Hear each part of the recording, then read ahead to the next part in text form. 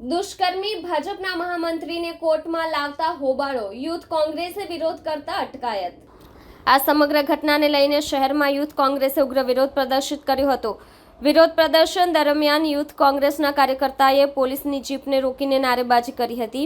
બળાત્કારી જલસા પાર્ટી હાય હાય સાથે યુથ કોંગ્રેસે ભાજપના નેતાઓ વિરુદ્ધ વિરોધ નોંધાવ્યો હતો।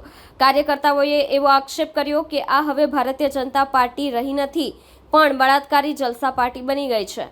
પ્રદર્શન દરમિયાન સ્થિતિ તીવ્ર બનતા સુરત પોલીસે કાર્યવાહી કરતા વિરોધ કરનાર યુથ કોંગ્રેસના અનેક કાર્યકર્તાઓની અટકાયત કરી લીધી હતી। પોલીસે તેમને હટાવવા માટે બળપૂર્વક કાર્યવાહી પણ કરી હતી।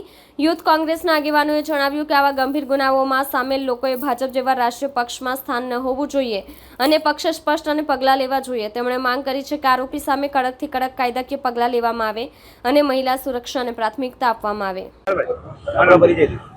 પ્રમુખ સુરત શહેર યુથ કોંગ્રેસ आज સુરત શહેર યુથ કોંગ્રેસના કાર્યકર્તાઓ સાથે અહીંયા કોર્ટ ઉપર વોર્ડ નંબર 8 ના ઉપાધ્યક્ષ ભાજપના મહામંત્રી બને ભાજપના મળતિયાએ 23 વર્ષની યુવતી પર જે બળાત્કાર ગુજાર્યો છે એ મળતિયાને ફાંસીની સજા મળે એને ખૂબ જ ગંભીર મુદ્દો બન્યો છે। ગુજરાતને લાંછન લાગે એવી આ પ્રકૃતિ કરી છે અને એને આ જે બળાત્કાર ગુજાર્યો એને ફાંસીની સજા મળે એના સમર્થનમાં અને આ યુવતીને ન્યાય મળે। આવનારા સમયમાં ગુજરાતની કોઈ પણ યુવતી સાથે આવો કોઈ ગંભીર બીજો ના બને એના માટે એના સમર્થનમાં મળતિયાને ફાંસીની સજા મળે એના સમર્થનમાં આવ્યો છે।